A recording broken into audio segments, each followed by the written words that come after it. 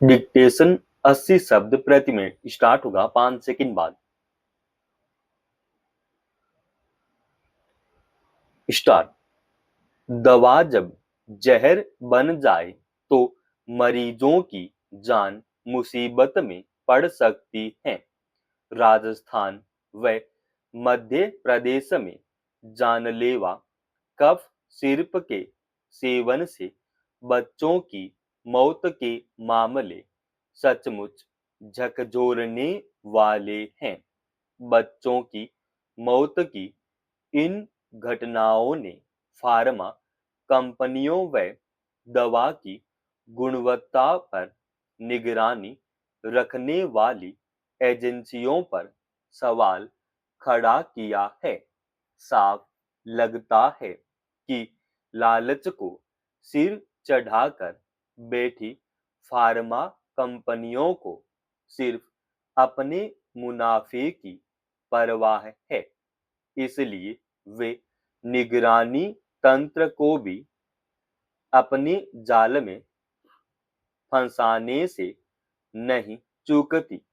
एक के बाद एक जानलेवा बनी दवा के सेवन से होने वाले घटनाओं के बाद भी जिम्मेदारों पर सख्ती नहीं होना तो और भी चिंताजनक है।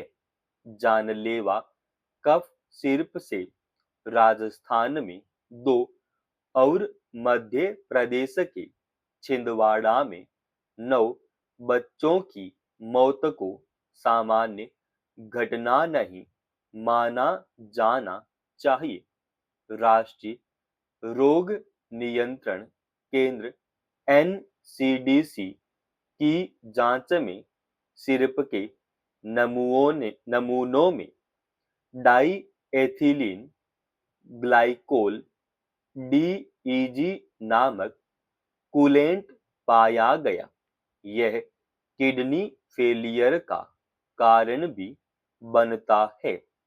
हैरत की बात यह है कि जांच में सवाल खड़े होने पर भी दवाओं को जहर के रूप में बदलने वाली फार्मा कंपनियां अपने बचाव के तमाम दांवपेच बनाने में जुटी रहती है।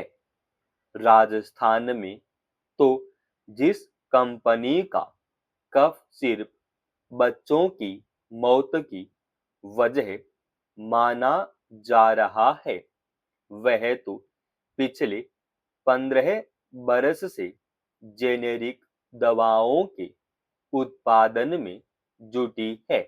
दवा की गुणवत्ता को लेकर यह कंपनी 3 साल पहले भी विवाद में आई थी और 2022 में Rajasthan medical services corporation RMSE ने इसे ब्लैकलिस्ट कर दिया था।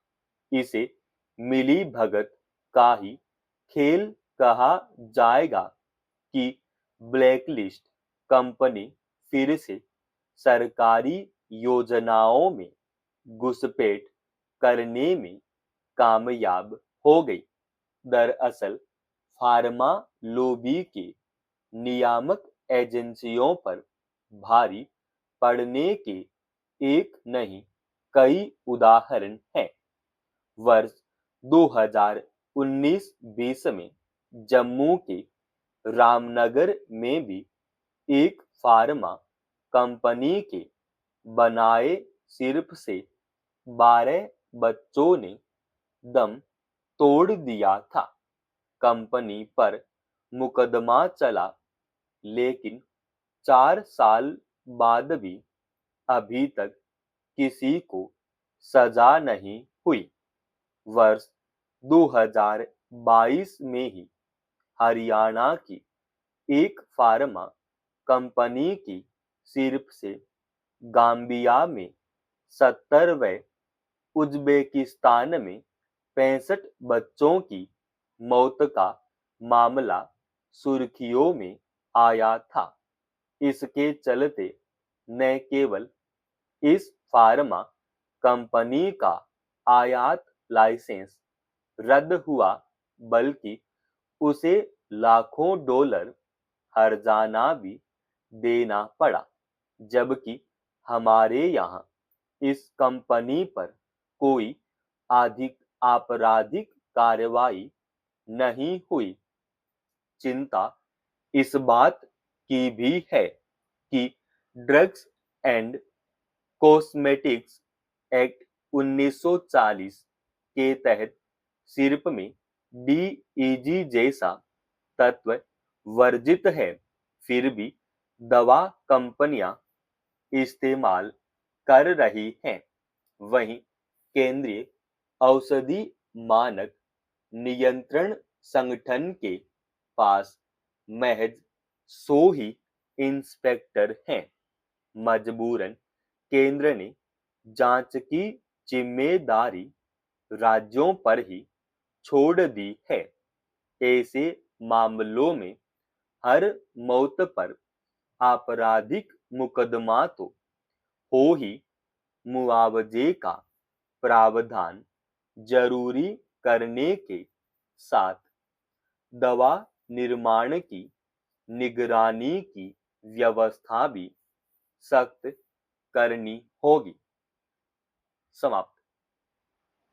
दोस्तों, रोजाना ऐसे ही एडवांस डिक्टेशन के लिए चैनल को आप अभी सब्सक्राइब कीजिएगा और आज के इस डिक्टेशन का पीडीएफ फाइल हमने हमारे Telegram channel study with HV Swami पे डाल दिया, जिसका लिंक इसी वीडियो के डिस्क्रिप्शन में डाल रखा है।